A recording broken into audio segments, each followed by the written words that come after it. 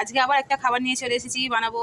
এই যে কাবলি ছোলা একটু আলু দিয়ে সেদ্ধ করে রাখলাম, একটু সকাল সকাল ভিজিয়েছিলাম বলে ছোলাটা অনেকটা নরম হয়ে গেছে। যে ছোলা শক্ত থাকলে না ভালো লাগে না, বেশ অনেকটা ভালোভাবে সেদ্ধ হয়েছে। এবার এই যে কড়াইতে তেল গরম হয়ে গেছে, আমি এখানে সব মশলা রেডি করে রেখেছি। নুন, লঙ্কা, হলুদ, জিরে গুঁড়ো, ধনে গুঁড়ো, আদা, টমেটো, আর লঙ্কা গুঁড়ো আর কাশ্মীরি লঙ্কা, এগুলো সব মশলা রেডি করে রেখেছি। আর এখানে একটু গোটা গরম মশলা গুঁড়িয়ে রেখেছি। যেহেতু আজকে শুক্রবার নিরামিষ, সেই জন্য আজকে নিরামিষের স্পেশাল আইটেম রান্না হচ্ছে।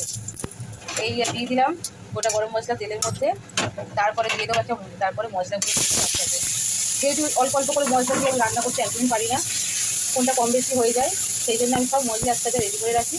দিয়ে তেলের মধ্যে দিয়ে দেবো, দিয়ে সামান্য একটু জল দিয়ে কষবো। সামান্য জল দিয়ে দিয়ে মশলাটা কষবো।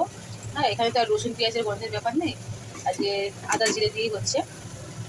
আর এখানে ময়দা মেখে রেখেছি টক দই দিয়ে, সোডা দিয়েছি, খাবার সোডা, নুন, চিনি আর টক দই দিয়ে মাখিয়ে রেখেছিলাম দুপুরবেলাতে। এবার এটা দিয়ে কী বানাবো? নানপুরি বানাবো। তোমাদেরকে আজকে সব শেয়ার করবো কীভাবে আজকে রান্নাটা বানাচ্ছি।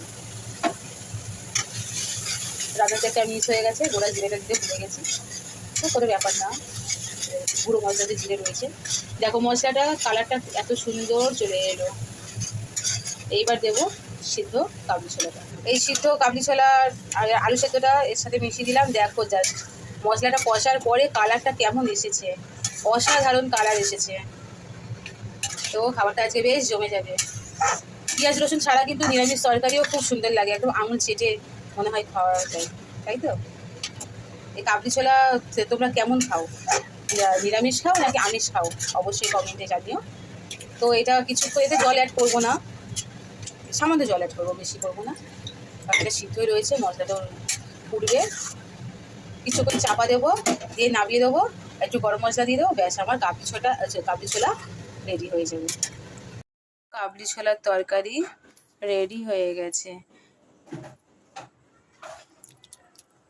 কেমন হয়েছে অবশ্যই জানাবে। লেচিগুলো কত নরম হয়েছে, এই বেলে বেলে সব গুছিয়ে রাখবো, রেখে টপার টপ করে ভাজবো। আর ভাজাটাও তোমাদের সাথে শেয়ার করব। ওদিকে তেল গরম হচ্ছে আর এদিকে চট করে আমি বেলে নিচ্ছি, যে কটা হয় বেলা, তারপরে ভেজে নেবো। আর ভাজাটা কেমন হচ্ছে তোমাদেরকে অবশ্যই দেখাবো। থামো, কড়াইতে তেল গরম হয়ে গেছে, এবার নানপুরি ছাড়বো। দেখো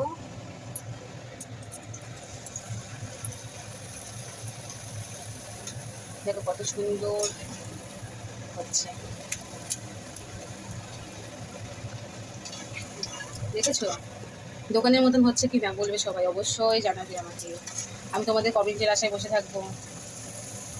এই যে হয়ে গেল, এই যে আবার ছেড়েছি।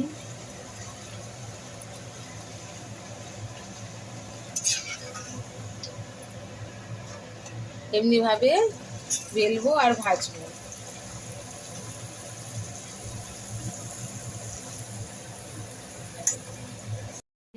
নানপুরি রেডি, কত নরম হয়েছে।